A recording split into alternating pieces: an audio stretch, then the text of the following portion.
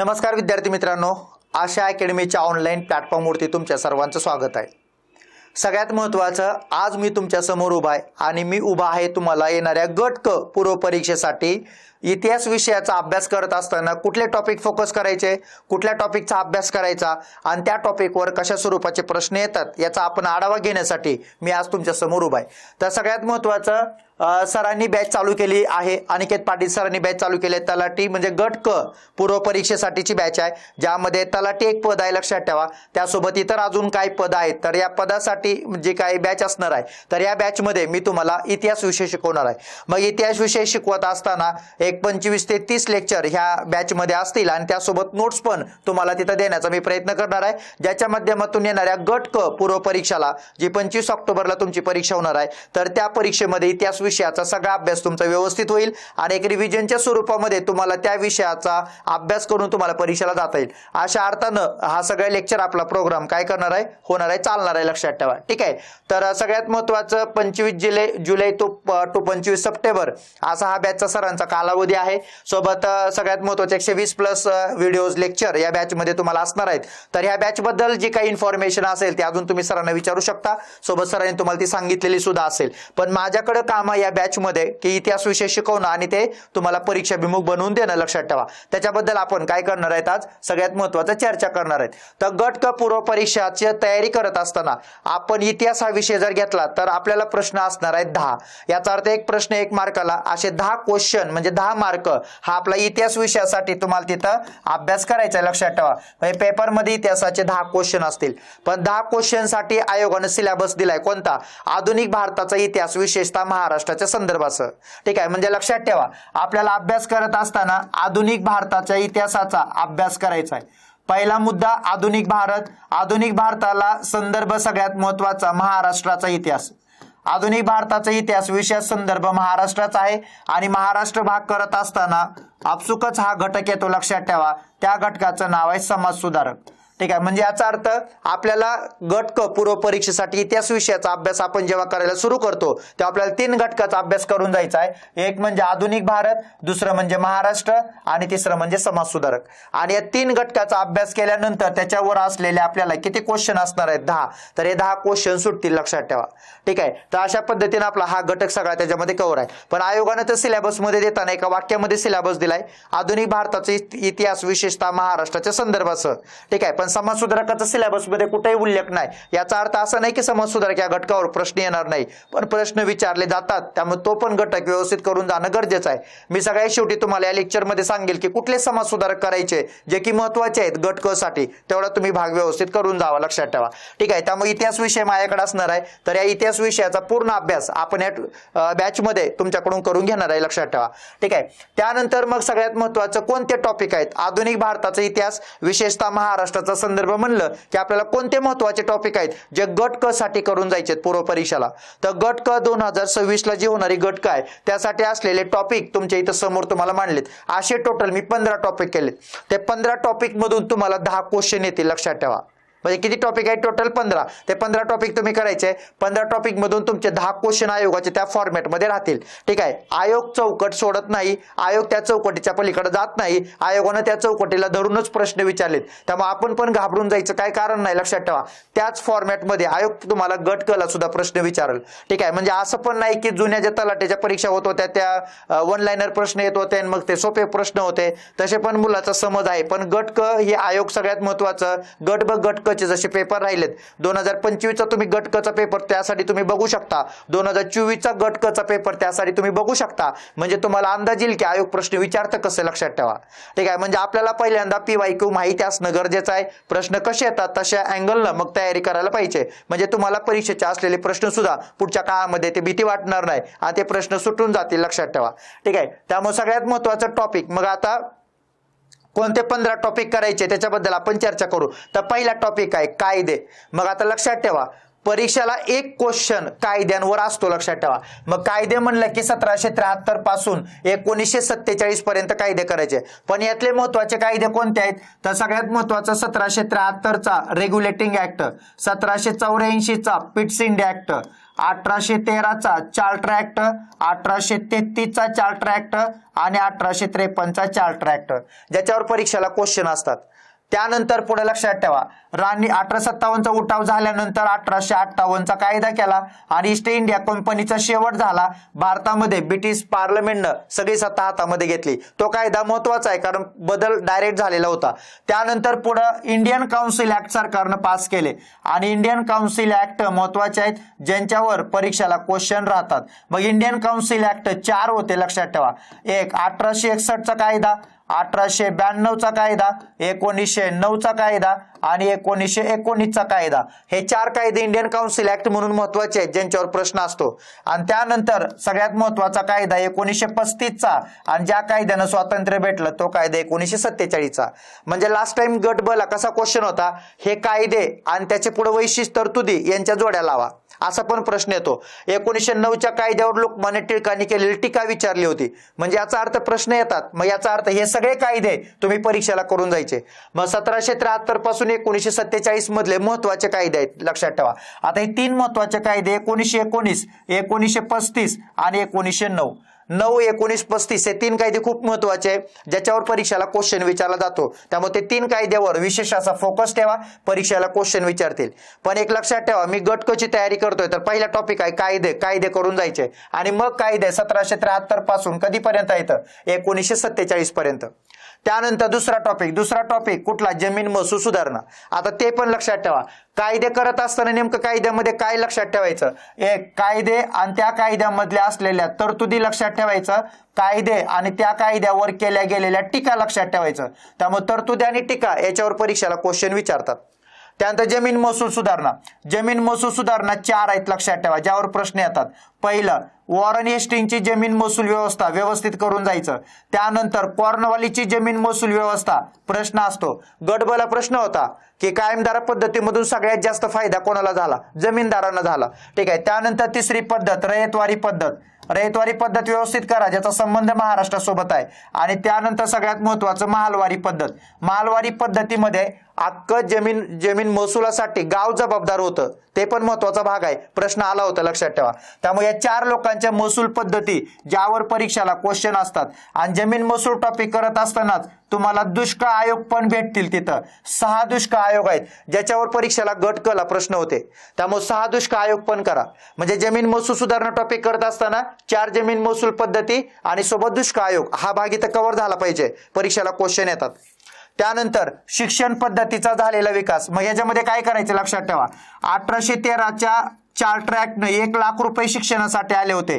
तिथून जे शिक्षणाचा विचार इंग्रजांनी करायला सुरुवात केला होता, मग त्याचा जो विचार होता किंवा तो शिक्षणाचा जो विकास होता तो व्यवस्थित करून जाणं गरजेचं आहे. मग याच्यामध्ये तुम्हाला इंग्रजांनी नेमलेले वेगवेगळे शिक्षणासाठीचे आयोग आहेत आणि शिक्षणासाठी नेमलेल्या वेगवेगळ्या काय आहेत समित्या आहेत. मग आयोग आणि समित्या याच्यावर परीक्षेला क्वेश्चन असतात. मग एखाद्या आयोगासमोर साक्ष कोणी दिली असेल ते विचारतात किंवा एखाद्या आयोगाची शिफारस कोणती असंही विचारतात.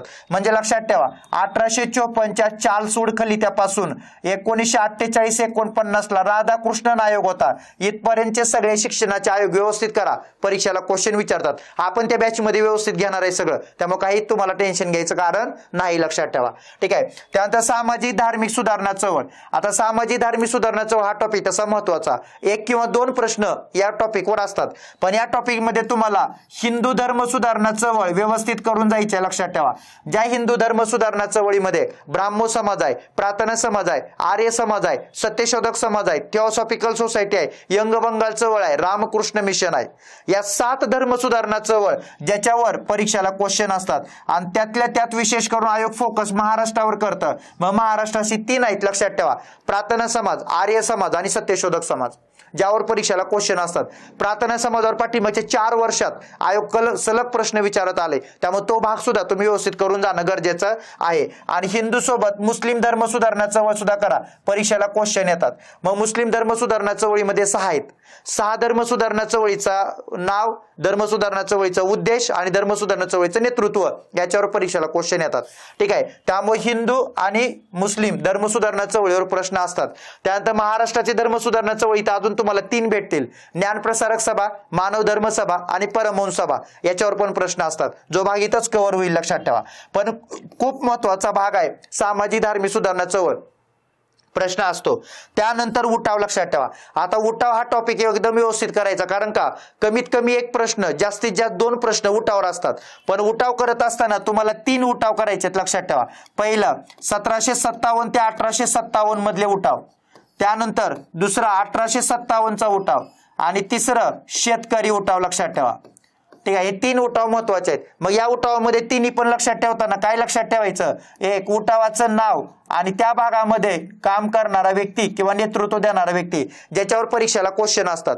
त्यानंतर उठावाचं नाव आणि कोणत्या प्रदेशात उठाव झाला त्या प्रदेशाचं नाव लक्षात ठेवा. त्यानंतर उठावामध्ये सहभागी असणारे सदस्य कोण कोण होते त्या लोकांची नावं, नाहीतर कोणता इंग्रज व्यक्ती होता ज्यानं तो उठाव काय टाकला, मोडून टाकला. म्हणजे परीक्षेला जास्त क्वेश्चन तर 2च शब्दावर आलेत, उठावाचं नेतृत्व आणि उठावाचा प्रदेश सांगा, लक्षात ठेवा. ह्या 2 मुद्द्याला धरून प्रश्न येतात. ह्या 2 मुद्द्याला धरून सगळा अभ्यास करायचा, एक उठाव 1857चा उठाव आणि शेतकरी उठाव. बाकी त्याच्यामधले अजून काही डिटेल मुद्दे असतील तर आपण ते लेक्चर घेताना घेऊ, लक्षात ठेवा. ठीक आहे, पण हे 3 उठाव महत्वाचे आहेत. कमीत कमी एक, जास्तीत जास्त 2 प्रश्न उठावर बनलेले असतात. आणि सध्याच्या काळामध्ये उठावर वाक्य वगैरे विचारतात, त्यामुळे स्टेटमेंट स्वरूपाचे क्वेश्चन येताना दिसत आहेत. तर ते वाक्य सुद्धा कोणाचे आहेत हे आपल्याला माहित असायला पाहिजे जिथं परीक्षेला क्वेश्चन बनतात. त्यामुळे 5 टॉपिक सुरुवातीचे लक्षात ठेवा. त्यानंतर पुढचा टॉपिक संघटना. आता संघटना या टॉपिकवर सुद्धा प्रश्न येतात. संघटना म्हणजे प्रादेशिक संघटना आहेत. 4 भागातल्या संघटनेचा अभ्यास करायचा. एक बंगाल प्रांतातल्या संघटना, त्यानंतर बॉम्बे प्रांतातल्या संघटना, त्यानंतर मद्रास प्रांतातल्या संघटना आणि त्यानंतर इंग्लंड मधल्या संघटना. मग याच्यावर तुम्हाला एकतर क्रम लावायला प्रश्न असतो, नाहीतर सगळ्यात महत्वाचं एखाद्या संघटनेबद्दल विधानं देतात, त्याच्याहून बरोबर विधानं ओळखा, किंवा एखाद्या संघटनेचा अध्यक्ष आणि सचिव वगैरे विचारतात, लक्षात ठेवा. त्यामुळे या मुद्द्याला धरून परीक्षेला क्वेश्चन बनतात. पण त्या संघटना टॉपिक करा, महत्वाचा आहे. त्यानंतर भारतीय राष्ट्रीय काँग्रेसची स्थापना. त्या सगळ्यात महत्वाचं, भारतीय राष्ट्रीय काँग्रेसची स्थापना विचारत असताना आयोग अधिवेशन विचारतं, त्यामुळे सगळे अधिवेशन व्यवस्थित करून जावा. सोबत कलकत्ता, बॉम्बे आणि मद्रास या 3 शहरातले झालेले अधिवेशन पण महत्वाचे आहेत, ज्यावर प्रश्न विचारतात. आणि त्यातले पहिले 5 अधिवेशन खूप महत्वाचे असतात, जिथे कंटिन्यू परीक्षेला क्वेश्चन येतो, लक्षात ठेवा. कंबाईन 2025 ला गट ब ला एक प्रश्न होता, गट क ला पण प्रश्न होता. गट क ला प्रश्न होता जोड्या लावा, 4 2 3 4 5 आणि इकडे अध्यक्ष यांचे नाव दिले होते. त्यामुळं सगळ्यात महत्वाचं ते 5 मुद्दे सुद्धा काय, ते 5 अधिवेशन महत्वाचे आहेत जे सुरुवातीला करून जावा. त्यानंतर मवाळ गट आणि जहाल गट याच्यामध्ये काय करायचं, डायरेक्ट नेतृत्वाची माहिती थोडीफार अभ्यास करून जावा, कारण नेतृत्वावर प्रश्न विचारतात. आता नेतृत्वावर प्रश्न विचारताना बघा, लाला लजपत राय यांच्यावर कंबाईनला प्रश्न आला, 2025 ला प्रश्न होता, कारण का ते नेते आहेत जहाल. त्यानंतर 2025 ला, आता 26 ला गट ब ला प्रश्न होता, कोणावर, गोपाळकृष्ण गोखले, लक्षात ठेवा. प्रश्न येण्याचं कारण 2026 गट ब ला काय होतं, कारण ते मवाळ नेते आहेत. त्यामुळे जहाल नेते आणि मवाळ नेतृत्व यांचे जे सुरुवातीचे जे लोक होते त्यांच्यावर प्रश्न विचारतात, त्यामुळे ती माहिती व्यवस्थित करून जावा, प्रश्न येतात. ठीक आहे. त्यानंतर बंगालची फाळणी झाली. मग आता बंगालच्या फाळणीचा उद्देश काय होता, ज्याच्यावर परीक्षेला क्वेश्चन येऊ शकतो, लक्षात ठेवा.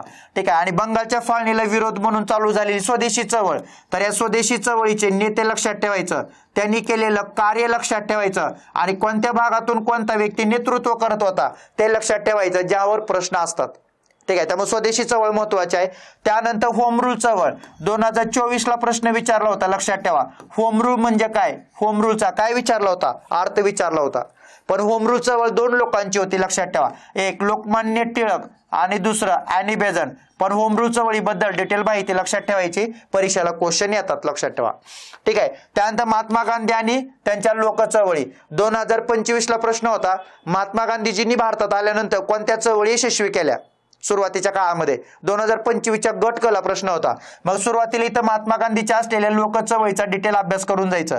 पहिलं चंपारण्य सत्याग्रह, त्यानंतर अहमदाबाद गिरणी कामगार लढा, त्यानंतर खेडा सत्याग्रह, त्यानंतर रौलट सत्याग्रह, त्यानंतर खिलाफत चळवळ आणि त्यानंतर असहकार चळवळ. तर अशा पद्धतीने महात्मा गांधीची या 6 सुधारणा चळवळी सुरुवातीच्या नाही का लोक चळवळी ज्यावर प्रश्न येतात, ती चळवळ कशा पद्धतीने चालू झाली, कुठले लोक होते, कोणते तंत्र वापरलं, यश काय मिळालं, या सगळ्या गोष्टी त्या परीक्षेमध्ये इथं विचारल्या जातात. तर महात्मा गांधीच्या लोक चळवळीमध्ये या सुरुवातीच्या लोक चळवळी करून जावा प्रश्न असतो. त्यानंतर 1927 ते 1947 मधली राष्ट्रीय चळवळ, ह्याच्यामध्ये काय करायचं, क्रम लावा, या सगळ्या घटना व्यवस्थित लिहून ठेवायच्या, कारण एक प्रश्न असतो क्रम लावाला आणि एकदम सिंपल क्वेश्चन येतात जे की कंबाईन पूर्वाला प्रश्न आलेत. नाहीतर मग यातल्या प्रत्येक घटना आणि त्या घटनेची असलेली माहिती लक्षात ठेवायची. सिंगल लाईन जरी क्वेश्चन आला तरी तो क्वेश्चन कव्हर झाला पाहिजे. पण 27 ते 47 मध्ये 2 महात्मा गांधीच्या चळवळी व्यवस्थित करा, तिथं प्रश्न असतो. एक सविनय कायदेभंगाची चळवळ महत्वाची आहे आणि दुसरं छोडो भारत चळवळ एक महत्वाची आहे, ज्यावर परीक्षेला क्वेश्चन विचारतात.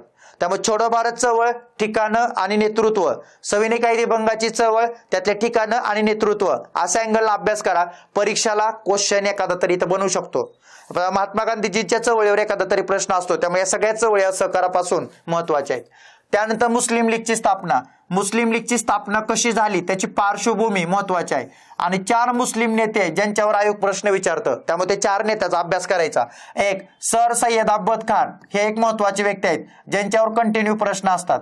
त्यानंतर मोहम्मद इक्बाल, हे एक महत्वाचे व्यक्ती आहेत, त्यांच्यावर परीक्षेला क्वेश्चन विचारला जातो. त्यानंतर चौधरी रहमत अली, हे एक महत्वाचे व्यक्ती आहेत, त्यांच्यावर प्रश्न असतो. आणि चौथे व्यक्ती होते जिना, ज्यांचं लाहोर अधिवेशनामध्ये 2 नेशन थिअरी त्यांनी मांडली, ते एक महत्वाचं आहे.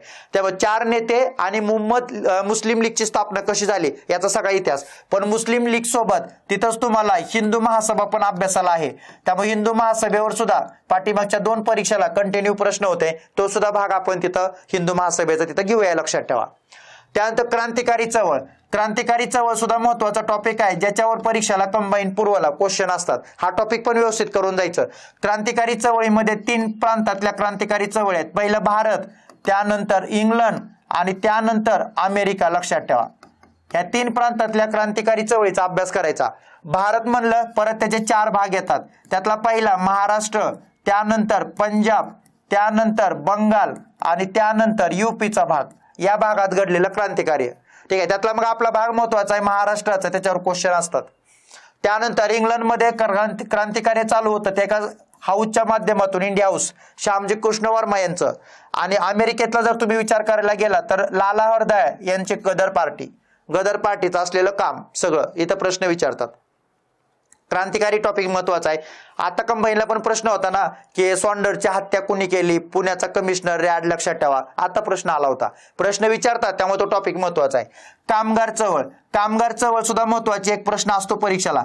कामगार संघटना ज्या स्थापन झाल्या त्याचं नाव आणि कामगार संघटनेचा संस्थापक प्रश्न विचारतात. ठीक आहे, त्यामुळे सगळ्या कामगार संघटना, त्या कामगार संघटनेमध्ये कोणकोणते लोक काम करत होते हा पण भाग सगळा लक्षात ठेवा, ज्याच्यावर प्रश्न असतो. आणि त्यानंतर फॅक्टरी ऍक्ट झाले होते 4, त्या फॅक्टरी ऍक्टची माहिती लक्षात ठेवा. मग त्या फॅक्टरी ऍक्ट मधल्या आयोग तुम्हाला डायरेक्ट तरतुदी विचारतं, त्यामुळे त्या 4 फॅक्टरी ऍक्टला तरतुदी लक्षात ठेवायच्या. 1881चा पहिला फॅक्टरी ऍक्ट होता, 1892चा होता, 1911चा होता, 1948चा होता. ठीक आहे, त्यामुळे या सगळे मुद्दे महत्वाचे आहेत. वर्तमानपत्र, सिंपल क्वेश्चन असतो. वर्तमानपत्राचं नाव आणि वर्तमानपत्राचा संपादक यांच्या जोड्या लावा. एखादं जरी वर्तमानपत्र माहिती असलं तरी आपल्याला जोड्या लागून जातात, किंवा सिंगल लाईन वर्तमानपत्र विचारतात, त्यामुळे तो काही जास्त अवघड भाग नाहीये. तुम्हाला 300 पेक्षा जास्त वर्तमानपत्र नोट्समध्ये देणार आहे, तेवढं केलं तरी चालतंय, त्या पलीकडे काही करायची गरज नाही. समाज सुधारक लक्षात ठेवा, हा घटक सुद्धा महत्वाचा. काही महत्वाचे समाज सुधारक करून जायचे. जसं की आता बघा, महिलांसाठी काम करणारे 2 महत्वाचे समाज सुधारक आहेत, त्यांच्यावर प्रश्न असतो. एक म्हणजे पंडिता रमाबाई आणि दुसरे म्हणजे महर्षी धोंडो केशव कर्वे. ह्या दोघांपैकी एकावर प्रश्न येतो. अस्पृश्यांच्या उद्धाराचं काम करणारे 2 महत्वाचे समाज सुधारक डॉक्टर बाबासाहेब आंबेडकर आणि महर्षी वीरा शिंदे, लक्षात ठेवा. अस्पृश्यांच्या उन्नतीसाठी आयुष्यभर काम करणारे 2 महत्वाचे समाज सुधारक. शिक्षण आणि सामाजिक सुधारणा असा जेव्हा विचार येतो का, तेव्हा 2 महत्वाचे समाज सुधारक महात्मा फुले आणि शाहू महाराज. शाहू महाराज व्यवस्थित करून जावा, प्रत्येक परीक्षेला प्रश्न असतात. शाहू महाराज. सामाजिक सुधारणेचं काम करणारे महत्वाचे समाज सुधारक, सामाजिक सुधारणा हा केंद्रबिंदू होता, गोपाळ गणेश आगरकर. त्यानंतर मुंबई प्रांतातून पहिल्यांदा सामाजिक सुधारणेचं काम हातात घेतलेले समाज सुधारक एक जगन्नाथ शंकर सेठ आणि बाळशास्त्री जांभेकर. बस एवढे समाज सुधारक करा. 2 2 4 6 7 8 9 9 समाज सुधारक आहेत. तर हे महत्वाचे करून जायचं, यांच्यावर परीक्षेला क्वेश्चन असतात, लक्षात ठेवा. यांच्या पलीकडे क्वेश्चन जात नाही, त्यामुळे प्रश्न इथंच विचारले जातात. आता कंबाईनला कर्वे यांच्यावर प्रश्न होता की त्यांच्या सगळ्यात महत्वाचं महिलांच्या एज्युकेशन महिला विद्यापीठ जे काढलं होतं का त्याच्याबद्दल तो प्रश्न आलेला. प्रश्न येतात कंटिन्यू. तर सगळ्यात महत्वाचं आपलं एक 12 ऑगस्टला एक पुस्तक येणार आहे, लक्षात ठेवा. एक 10 ऑगस्ट ते 12 ऑगस्टच्या दरम्यान एक पुस्तक येईल आपलं. आपले जे आधुनिक भारताचा इतिहास आणि महाराष्ट्राचा इतिहास ही जी आपली नोट्स होती, तर या क्लास नोट्सला आपण पुस्तकाच्या रूपामध्ये क्लास नोट्स म्हणून कन्वर्ट केले, लक्षात ठेवा. आणि हे पुस्तक तुम्हाला उपलब्ध होईल ह्याच ऑगस्टच्या महिन्यामध्ये 10 तारखेनंतर, लक्षात ठेवा. संपूर्ण महाराष्ट्रामध्ये हे पुस्तक तुम्हाला उपलब्ध होईल.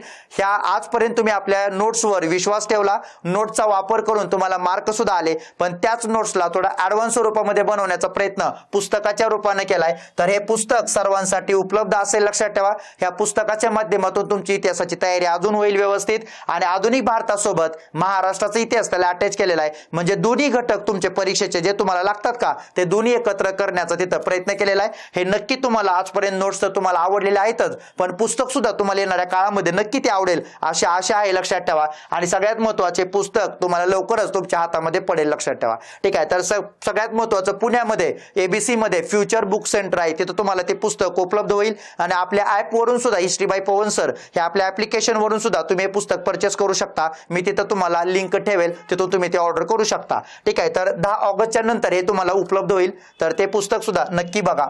ठीक आहे. त्यानंतर आता तुम्हाला पुढे काही प्रश्न घेतले ते 2025 चे प्रश्न आहेत. सगळे प्रश्न नाही घेतले, एक 5 ते 6 प्रश्न घेतलेत, लक्षात ठेवा, ज्यातून तुम्हाला अंदाज येईल की आयोग प्रश्न कसे विचारतं. ठीक आहे. आता 1915 मध्ये महात्मा गांधीजींनी भारतात आल्यानंतर कोणते प्रश्न त्याने हातामध्ये घेतले, म्हणजे याचा अर्थ या टॉपिकचा प्रश्न कोणता आहे, महात्मा गांधी आणि महात्मा गांधी यांच्या लोकचळवळी.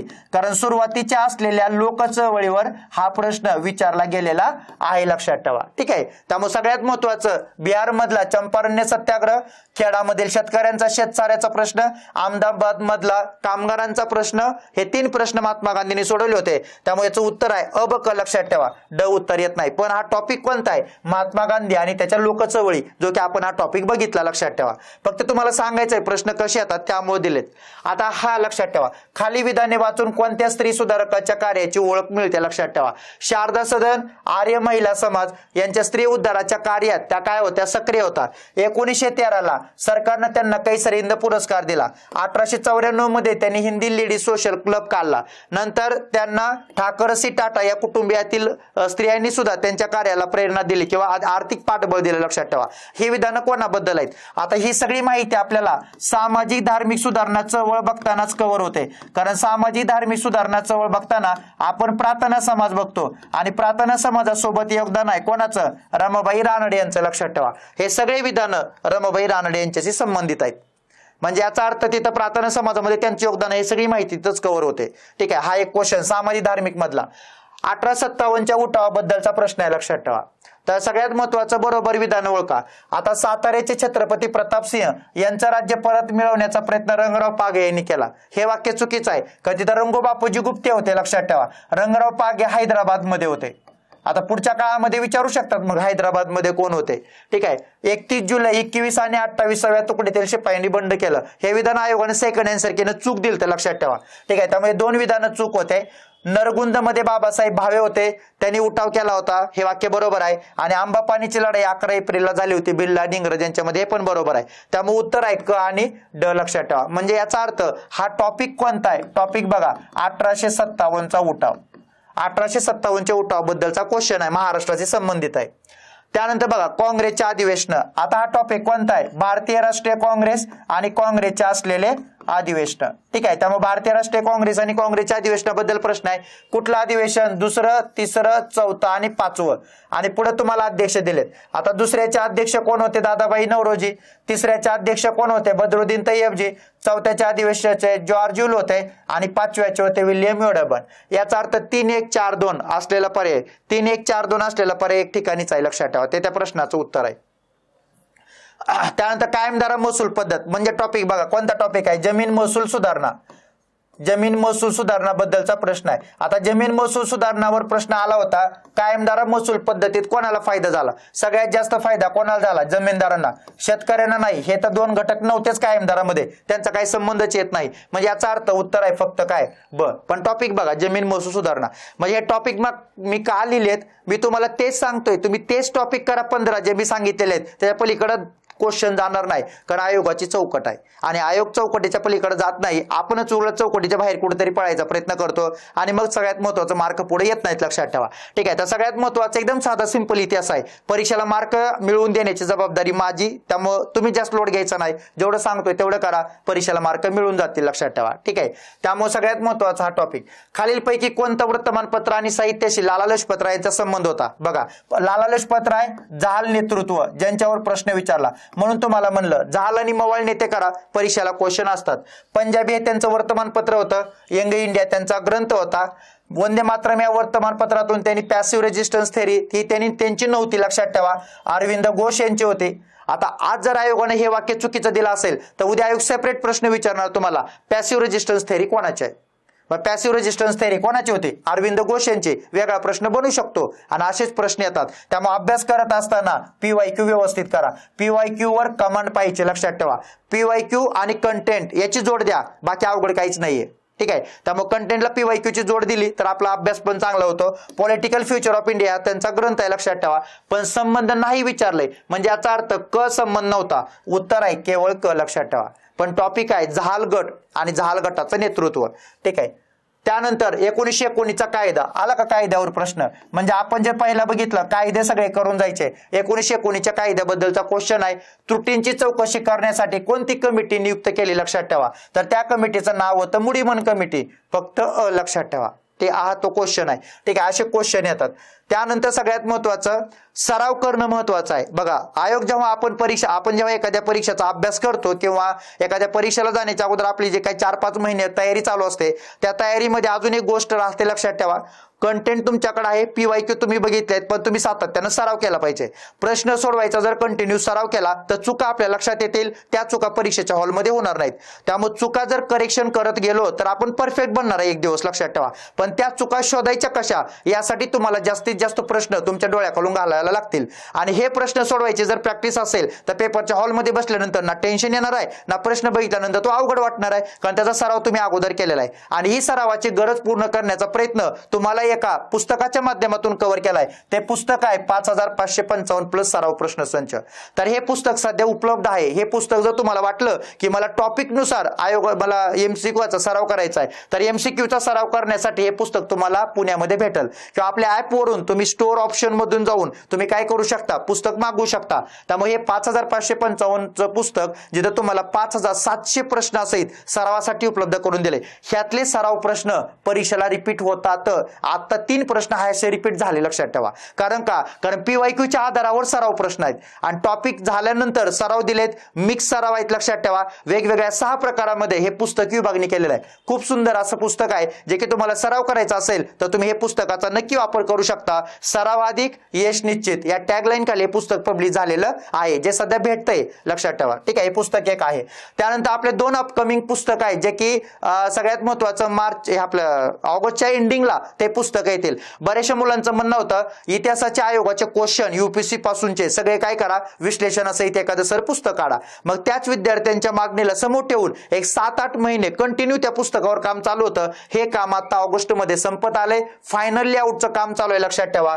PYQ डिकोडेड नावानं आपण ते पुस्तक आणतोय. 2011 पासून 2026 पर्यंत UPSC पूर्व परीक्षा, राज्यसेवा पूर्व आणि मुख्य परीक्षा, गट ब पूर्व आणि मुख्य परीक्षा, गट क MPSC मधले इतर डिपार्टमेंटल PSI ची परीक्षा असेल, या सगळ्या परीक्षेमधले जे काही क्वेश्चन आहेत ते क्वेश्चन आपण त्याचं विश्लेषण केलंय. आणि हे पण पुस्तक सगळ्यात महत्वाचं टॉपिक नुसार आहे, लक्षात ठेवा. कशानुसार आहे? टॉपिक नुसार. त्यामुळे टॉपिक नुसार तो विश्लेषण असं केलंय की त्यातून तुमचा टॉपिक काय होईल, कव्हर होईल, लक्षात ठेवा. आणि महाराष्ट्रातील समाज सुधारक ही आपली द्वितीय आवृत्ती येणार आहे, लक्षात ठेवा. ठीक आहे, त्यामुळे महाराष्ट्रातील समाज सुधारक ही पहिली आवृत्ती आपली संपलेली आहे. आता ही दुसरी आवृत्ती आपण काढतोय. रिव्हिजन बुस्टर स्वरूपामध्ये ह्या पुस्तकाची रचना असेल. एखादा समाज सुधारक तुम्हाला वाचायचा असेल तर तो समाज सुधारक आणि त्यांचे असलेले आयोगाचे त्यांच्यावर विचारलेले क्वेश्चन म्हणजे ते समाज सुधारक आणि त्यांचे प्रश्न हे दोन्ही माहिती तुम्हाला एका ठिकाणी दिले, लक्षात ठेवा. म्हणजे प्रश्नाच्या माध्यमातून कळेल की प्रश्न कसे विचारतात आणि सुरुवातीला तुम्हाला समाजसुधारक या गोष्टीबद्दल किंवा त्यांच्याबद्दलची पूर्ण आयुष्यभराची त्यांची माहिती देण्याचा प्रयत्न केलाय. हे दोन्ही पुस्तकं सगळ्यात महत्त्वाचं ऑगस्टच्या एंडिंगला तुमच्या हातामध्ये पडतील, लक्षात ठेवा. ठीक आहे, तर दोन्ही पुस्तकं महत्त्वाचे आहेत जे की तुम्हाला परीक्षेला दिशा देण्याचं काम करतील. तर अशा पद्धतीनं कंबाईन पूर्व परीक्षेसाठी कोणते टॉपिक करायचे होते याच्याबद्दल मी तुम्हाला 31 ते 40 मिनिटं फक्त डिस्कशन केलंय. ह्यात मी शिकवलं नाही, शिकवणं हा इथं हेतू नव्हता, फक्त सांगणं हेतू होता की बाबा तुम्हाला प्रश्न कुठले टॉपिक करून जायचे आहेत. आपण बॅचमध्ये डिटेलमध्ये घेणार आहे, त्यामुळं बॅच ती तुम्ही जॉईन करू शकता. इतिहासाची जबाबदारी माझ्याकडे आहे, ती 100% पार पाडण्याचा प्रयत्न माझा असेल आणि परीक्षाभिमुख तुम्हाला बनवणं हा इतिहास शिकवताना माझा हेतू राहील, ज्यातून परीक्षेला आलेले क्वेश्चन तुम्हाला सुटतील, लक्षात ठेवा. ठीक आहे, आणि जास्ती तुम्हाला अजून माहिती काय हवी असेल तर अनिकेत पाटील सरांना तुम्ही फोन करू शकता, ते तुम्हाला पूर्ण बॅच बद्दल माहिती देतील. धन्यवाद.